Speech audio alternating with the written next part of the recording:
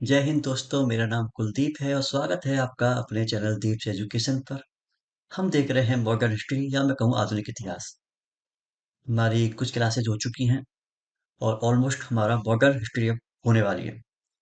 हमने तमाम सारी बातें की थी। शुरुआत की थी यूरोपियन कंपनियों से, धीरे धीरे बढ़ते रहे। बंगाल पर अधिकार की बात की। गांधी जी भी आए, आंदोलन किए उन्होंने। हमारा भारत छोड़ो आंदोलन भी आया था।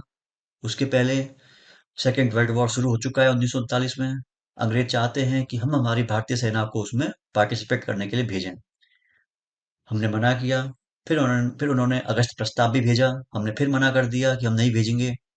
उसके बाद में क्रिप्स मिशन आया था 1942 में। हमने फिर मना कर दिया कि हम नहीं भेजेंगे। उन्होंने हमें लोभ लालच दिया कि हम तुम्हारे यहाँ पर संविधान सभा बना देंगे। हमने तब भी नहीं भेजा। उसके बाद में गांधी जी ने स्टार्ट किया था 1942 में भारत छोड़ो आंदोलन। इसमें उन्होंने कहा करो या मरो। लेकिन इसी के पहले ही जीरो आवर ऑपरेशन शुरू हो गया था 8 और 9 अगस्त की रात को। जीरो आवर मतलब रात के 12 बजे मान लो, है ना। तो जो नेता थे, बड़े नेता कांग्रेस के, उनको वहां से उठा लिया गया, गिरफ्तार कर लिया गया था। अरुण आसफ अली हैं जो बाहर से चीजों को संभाल रहे हैं। ठीक है।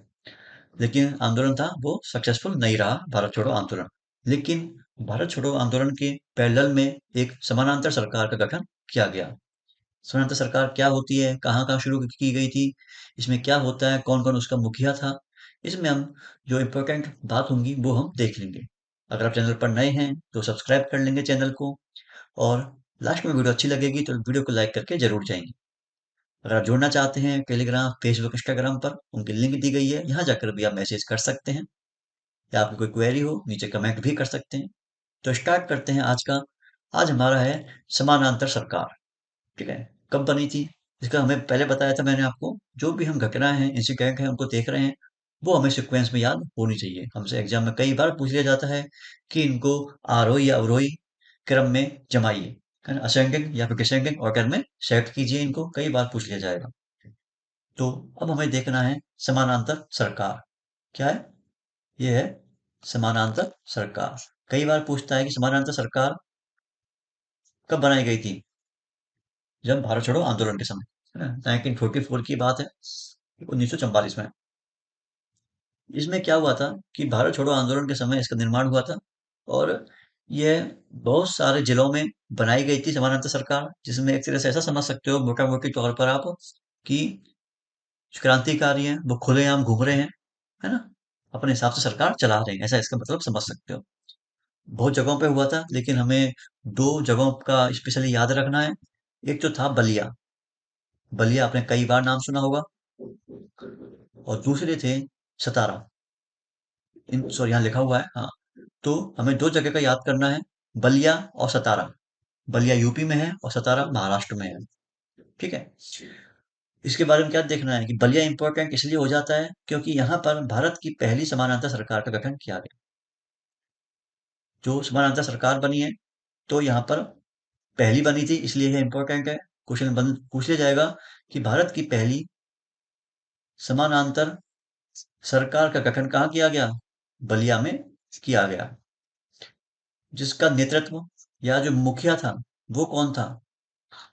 जो इसका मुखिया था वो था चित्तू पांडे। इंपॉर्टेंट है, आपको याद होना चाहिए, एग्जाम में बार बार पूछते हैं। सतारा महाराष्ट्र इंपॉर्टेंट क्यों हो जाता है। सतारा महाराष्ट्र इसलिए इंपॉर्टेंट था क्योंकि यह सबसे लंबी समानांतर सरकार थी। यह तो थी पहली, यह थी सबसे लंबी। यह सबसे लंबी समानांतर सरकार थी। और इसके मुखिया कौन थे।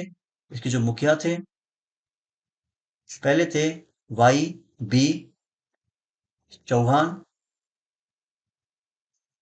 वाई वी चौहान और नाना पाटेल। दोनों नाम इंपॉर्टेंट है, कोई भी एग्जाम में पूछ लिया जा सकता है। क्या क्या बातें देखी हमने, बताया था मैंने आपको। समानांतर सरकार का गठन कब किया गया था। गठन किया गया था इसका भारत छोड़ो आंदोलन के समय। ये भी आपको याद होना चाहिए, कभी बार पूछ लेगा आपसे। भारत छोड़ो आंदोलन के समय इसका गठन किया गया था, है ना। बताया था, इसका मतलब आप समझ सकते हो कि इसमें जो क्रांतिकारी हैं खुलेआम घूम रहे हैं, अपने हिसाब से अपना काम कर रहे हैं। दो जगह का आपको याद रखना है। वैसे तो ये बहुत जगह पे हुआ था, है ना, पश्चिम बंगाल या बहुत जगह पे हुआ था, लेकिन आपको दो याद रखने हैं, बलिया यूपी का और सतारा महाराष्ट्र का। बलिया इंपॉर्टेंट इसलिए है क्योंकि यहाँ पर भारत की पहली समानांतर सरकार का गठन किया गया था, पहली सरकार यहाँ बनी थी, है ना। मुखिया थे इसके चिट्टू पांडे, याद होना चाहिए ये वाला। और ये पहली कहाँ है, बलिया में। सतारा इंपॉर्टेंट इसलिए है क्योंकि ये सबसे लंबी थी, और दोनों नाम याद होने चाहिए, भाई बी चौहान और नाना पाटेकर। ठीक है, ये सारे इंपॉर्टेंट है। देखिए इसके समय में क्या हुआ था कि यहाँ पर जो वायसराय थे वो चेंज हो चुके हैं अब। वायसराय अब आ गया है वेवेल, लॉर्ड वेवेल। ठीक है, लॉर्ड वेवेल है यहाँ पर वायसराय बन चुके हैं। तो लॉर्ड वेवेल ने एक भारत में योजना पेश की थी, अब उसको देखेंगे। ठीक है, जो वायसराय हैं अब वो चेंज हो चुके हैं, अब नए वायसराय आ चुके हैं, उनका नाम है लॉर्ड वेवेल। लॉर्ड वेवेल, तो लॉर्ड वेवेल ने एक योजना चलाई थी, उसको कहते हैं वेवेल योजना, है ना, 1945 में। इसमें क्या बात की गई थी, चूंकि ऐसा मान सकते हैं कि वेवेल काफी अच्छे आदमी थे। इन्होंने भारतीयों और अंग्रेजों के बीच में सामंजस्य स्थापित करने की योजना की, मतलब हारमोनी। भारतीयों कि आपकी कोई प्रॉब्लम है हमें बताइए, हमारी प्रॉब्लम हम आपको बताएंगे, आपकी प्रॉब्लम हम सॉल्व करेंगे, इस तरीके से। ठीक है, यह योजना थी 1945 में पेश की गई थी बेवल के द्वारा, है ना। और इसका उद्देश्य क्या था कि भारतीयों के मध्य सामंजस्य स्थापित करना। पता होना चाहिए कि 1945 में आई थी, भारतीयों के मध्य सामंजस्य स्थापित करना, है ना, हारमोनी स्थापित करना। ठीक है, इसका मतलब क्या था, मतलब नहीं, इसका उद्देश्य क्या था, मकसद क्या था वेवल योजना का, भारतीयों के मध्य सामंजस्य स्थापित करना। ठीक है, फिर इसके बाद में आपको याद रखना है शिमला सम्मेलन। ये आपका 1945 में हुआ था, है ना, जून से लेकर जुलाई के बीच में। आपको जो मंथ है या जो डेट है वो याद मत करना, याद रख लेना सिंपल, 1945 में शिमला सम्मेलन हुआ था। इसमें क्या था, इसमें यह था कि 21 नेताओं ने इसमें भाग लिया, लेकिन जो गांधी जी हैं, गांधी जी शिमला गए तो थे, गांधी जी शिमला गए तो थे, लेकिन भाग नहीं लिया, है ना। गांधी जी शिमला गए तो थे लेकिन भाग नहीं लिया। ठीक है, अब चूंकि गांधी जी ने भाग लिया ही नहीं है तो यह आंदोलन भी असफल हो जाएगा। याद होना चाहिए 1945 इंपॉर्टेंट है। कौन सी बात इंपॉर्टेंट है, वेवल योजना का मतलब क्या था, या मैं कहूँ मकसद क्या था, है ना। इसका जो मकसद था वो था भारतीयों के मध्य सामंजस्य स्थापित करना, क्योंकि नया वायसराय आ चुका है, लॉर्ड वेवेल। शिमला सम्मेलन भी 1945 में हुआ था। गांधी जी शिमला गए तो थे लेकिन उसमें भाग नहीं लिया, पार्टिसिपेट नहीं किया। यह सम्मेलन भी असफल हो गया। ठीक है, अब उसके अगला है आजाद हिंद फौज। इसके बारे में थोड़ा अच्छे से देखना है हमें। नॉर्मल हम सभी ने पढ़ा हुआ होता है कि आजाद हिंद फौज की स्थापना सुभाष चंद्र बोस ने की थी, कैसे क्या की थी, कहाँ कहाँ गए थे, कैसे इनकी मौत हुई नहीं हुई, हम तमाम सारी चीजें यहाँ पर देख लेंगे। ठीक है, पहली बात तो आजाद हिंद फौज है, इसकी स्थापना कौन करेंगे, इसकी स्थापना की थी सुभाष चंद्र बोस ने। ठीक है, इसकी स्थापना की थी सुभाष चंद्र बोस ने। इनका जन्म कहाँ हुआ था, इनका जन्म हुआ था कटक में, ये पड़ता है उड़ीसा में। ठीक है, कटक उड़ीसा में इनका जन्म हुआ था, और 23 जनवरी 1897 में, 1897 में इनका जन्म हुआ था। 23 जनवरी इंपॉर्टेंट इसलिए हो जाता है क्योंकि इस दिन पराक्रम दिवस मनाया जाता है, याद होना चाहिए, है ना। जीके का क्वेश्चन है, पराक्रम दिवस किसकी जयंती है, आजाद हिंद फौज, या मैं कहूँ सुभाष चंद्र बोस की, आजाद हिंद फौज की नहीं। पराक्रम दिवस किसकी जयंती है, सुभाष चंद्र बोस की जयंती है। ठीक है, कब मनाई जाती है, 23 जनवरी को, याद होनी चाहिए ये चीज, है ना। जैसे 1920 में एग्जाम होता था आईएएस जिसको आजकल बोलते हैं, उस टाइम एग्जाम था आईसीएस। जैसे आजकल स्टेट में पीसीएस होता है, ऐसे ही एक जो इंडिया लेवल पर आईसीएस हो जाएगा। तो आईसीएस उस टाइम हुआ करता था जिसको आजकल आईएएस कहते हैं। उनकी इसमें फोर्थ रैंक आई थी, है ना, लेकिन उन्होंने ज्वाइन नहीं किया था, और 1921 में उन्होंने कांग्रेस को ज्वाइन कर लिया, या कांग्रेस में शामिल हो गए थे। ठीक है, इनका जो राजनीतिक गुरु है, इनके जो राजनीतिक गुरु हैं या पॉलिटिकल जो गुरु हैं, वो हैं सी आर दास। क्या नाम है, सी आर दास, चित्तरंजन दास। इनके बारे में नाम हमने पहले भी देखा था, याद करो। जब गांधी जी ने अपने असहयोग आंदोलन को पोस्टपोन कर दिया था, स्थगित कर दिया था। क्यों? चोरी चोरा हत्या, जो चोरी चोरा कांड हुआ था, है ना, 1922 में गोरखपुर में, इस वजह से इन्होंने, गांधी जी ने अपने असहयोग आंदोलन को पोस्टपोन कर दिया था। इस बात से कुछ लोग नाराज हो गए थे, जिसमें CR दास थे, मोतीलाल नेहरू थे, और एक सुभाष चंद्र बोस भी थे, है ना, जवाहरलाल नेहरू भी थे। फिर बाद में CR दास और मोतीलाल नेहरू अलग से अपनी एक पार्टी बनाते हैं। पार्टी का नाम था स्वराज पार्टी। आप सभी को याद आ गया होगा, हमने क्या क्या बातें पढ़ी थी पहले, है ना। तो CR दास हैं, ये इनके पॉलिटिकल गुरु हैं, आजाद हिंद सुभाष चंद्र बोस के, है ना। कई बार एग्जाम में पूछेगा कि सुभाष चंद्र बोस के राजनीतिक गुरु का नाम क्या है। वो है CR दास, चित्तरंजन दास। ठीक है, ये पता होना आपको चाहिए। ठीक है, यह दो बार सुभाष चंद्र बोस हैं, दो बार कांग्रेस के, कांग्रेस अधिवेशन के अध्यक्ष बनते हैं। कांग्रेस के अध्यक्ष बने थे, दो बार चेयरमैन बने थे। एक बार थे 1938 में, और एक बार थे 1939 में।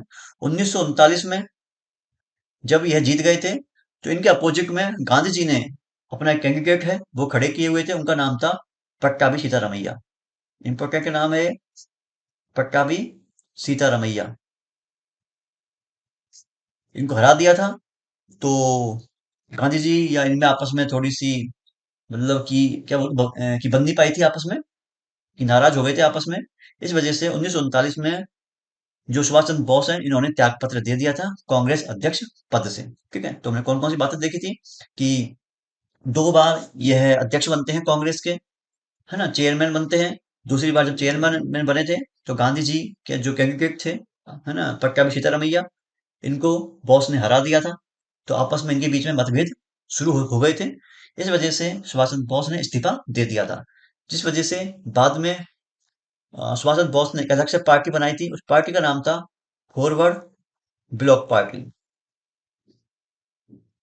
है ना। सुभाष चंद्र बोस ने अलग से एक पार्टी बनाई थी। क्वेश्चन बन सकता है कि फॉरवर्ड ब्लॉक पार्टी किसने बनाई थी? सुभाष चंद्र बोस ने बनाई थी, है ना।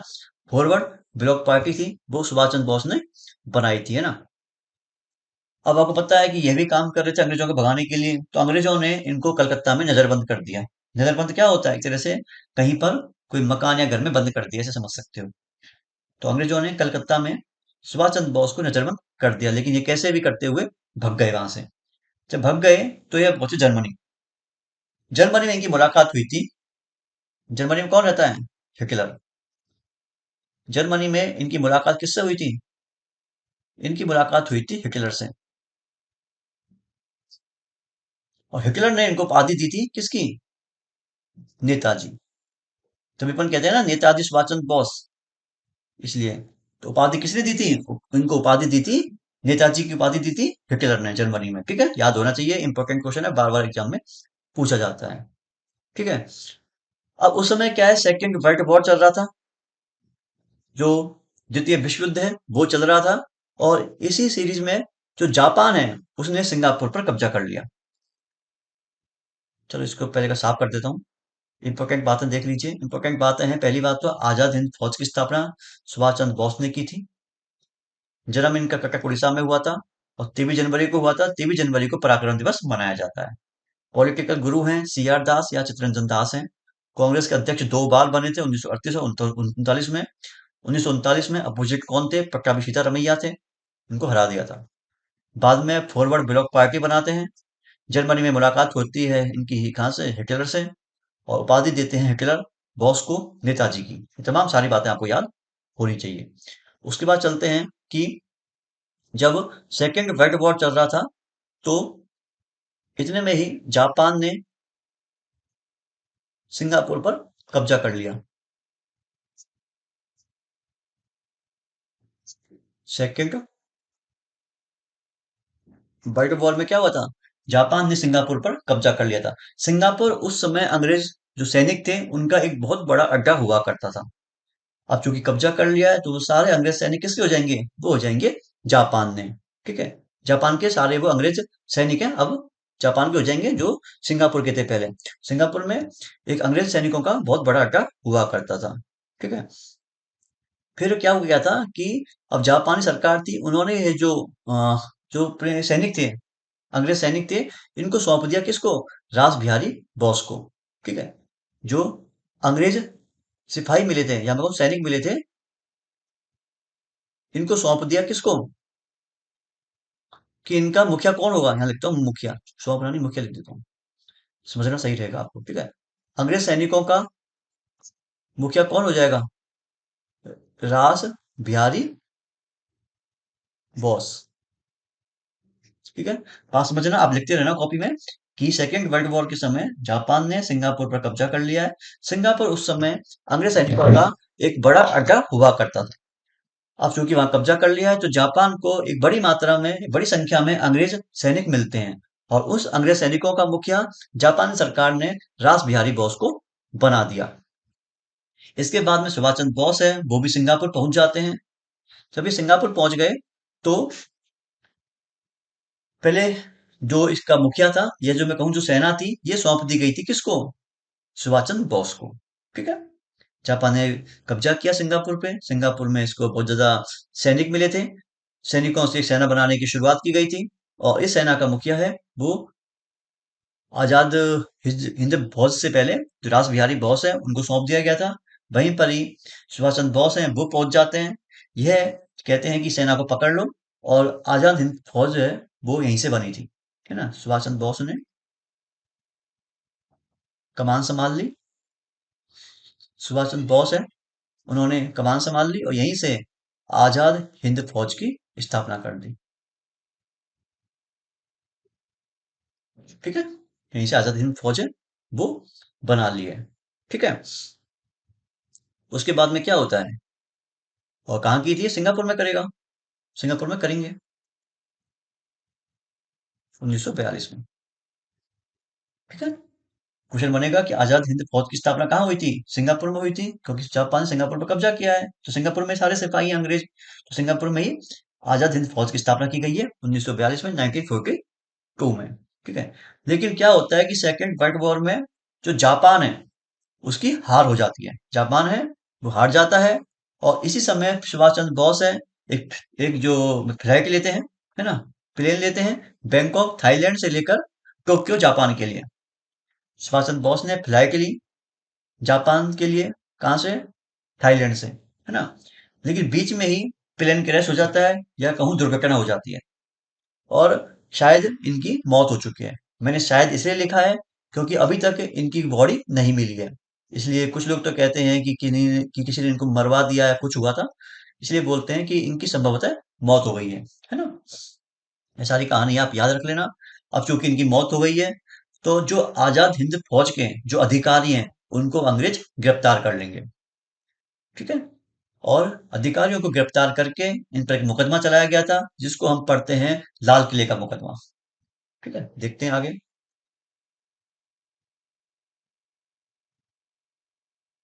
ठीक है। ये है लाल किले का मुकदमा।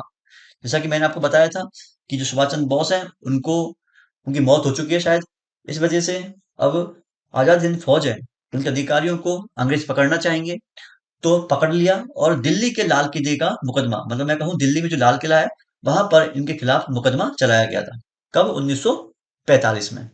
कौन कौन सी बातें आपको याद रखनी है, पहली बात आपको याद रखनी है कि लाल किले का मुकदमा आजाद हिंद हिंद फौज के अधिकारियों पर चलाया गया। जो आजाद हिंद फौज है इसके अधिकारियों पर चलाया गया 1945 में, ठीक है, नवंबर की बात थी। तीन नाम याद रखने हैं आपको, जो तीन बड़े नाम थे, तीन बड़े अधिकारी थे। एक तो थे मेजर शहनवाज खां, मेजर शहनवाज खां इंपॉर्टेंट नाम है। दूसरा था कर्नल प्रेम सहगल, कर्नल प्रेम सहगल। तीसरा था कर्नल गुरु दयाल सिंह ढिल्लो। फिर से लिखता हूं इसको, कर्नल गुरु दयाल सिंह ढिल्लो, ठीक है। ये तीनों नाम आपको याद होने चाहिए कि पूछ लेगा कि लाल किले का मुकदमा चलाया गया था तो किसके खिलाफ चलाया गया था, तीन नाम दे देगा पूछेगा, चार नाम देके पूछेगा कि कौन सा नाम नहीं था। तीन नाम आपको याद होने चाहिए, मेजर शहनवाज खां, कर्नल प्रेम सहगल, कर्नल गुरु दयाल सिंह ढिल्लों। ये तीनों नाम आपको याद होने चाहिए। इनके खिलाफ मुकदमा चलाया गया था। कहां पर? लाल किले का मुकदमा है, लाल किले में मुकदमा चलाया गया था। ये तीनों अधिकारी थे आजाद हिंद फौज के। कांग्रेस ने इन तीनों का बचाव के लिए एक आजाद हिंद फौज बचाव कमेटी बनाई थी। आजाद हिंद फौज बचाव समिति बनाई थी कांग्रेस ने इनको बचाने के लिए। और इस कमेटी के अध्यक्ष कौन थे? इनको बचाने के लिए, ये सब बातें कॉपी में नोट डाउन करते रहना, कहीं भूल जाओगे बाद में। इनको बचाने के लिए कांग्रेस ने एक कमेटी बनाई, आजाद हिंद फौज बचाव कमेटी बनाई, है ना। इसके अध्यक्ष कौन थे इस कमेटी के? कमेटी के अध्यक्ष थे मूला भाई देसाई। क्वेश्चन पूछ लेगा आपसे कभी कभार, याद होना चाहिए इनका नाम, कि जो अध्यक्ष थे इस कमेटी के, उनका नाम था मूला भाई देसाई। ठीक है। आपको बताया था मैंने कि इस समय जो वायसराय हैं वो है लॉर्ड वेवेल, अच्छे आदमी है। तो इन्होंने अपनी शक्ति का प्रयोग करते हुए इन तीनों को आजाद कर दिया। ठीक है। इन तीनों को सजा नहीं सुनाई। ठीक है। तो इनको माफ कर दिया था। और इसी समय जो सेकेंड वर्ल्ड वॉर है वो भी खत्म हो गया था। ठीक है था। इंपॉर्टेंट बातें देख लीजिए कौन कौन सी हैं। आजाद हिंद फौज के अधिकारियों में चलाया गया था लाल किले का मुकदमा। तीनों नाम आपको याद होने चाहिए। मेजर शहनवाज खान, कर्नल प्रेम सहगल और कर्नल गुरुदयाल सिंह ढिल्लों। कब हुआ था? 1945 में। इनको बचाने के लिए आजाद हिंद फौज बचाव समिति बनाई गई थी। अध्यक्ष है मूला भाई देसाई, नाम याद होना चाहिए। इस समिति के अध्यक्ष कौन थे? मूला भाई देसाई थे। इसके बाद में आपको पता है कि जो वर्ल्ड वॉर था सेकंड वो खत्म हो चुका है। अब जब वर्ल्ड वॉर सेकंड खत्म हो चुका है तो अब चुनाव होंगे इंग्लैंड में। तो हमें कल की क्लास में देखना है इंग्लैंड के चुनाव। अगर आपको लगा हो कि ये वीडियो आपके काम की थी, आपको मजा भी आया होगा चीजों को समझने में, याद करने में, तो वीडियो को लाइक जरूर करेंगे। बाकी अपना ध्यान रखें, अपना ख्याल रखें। जय हिंद, जय भारत। थैंक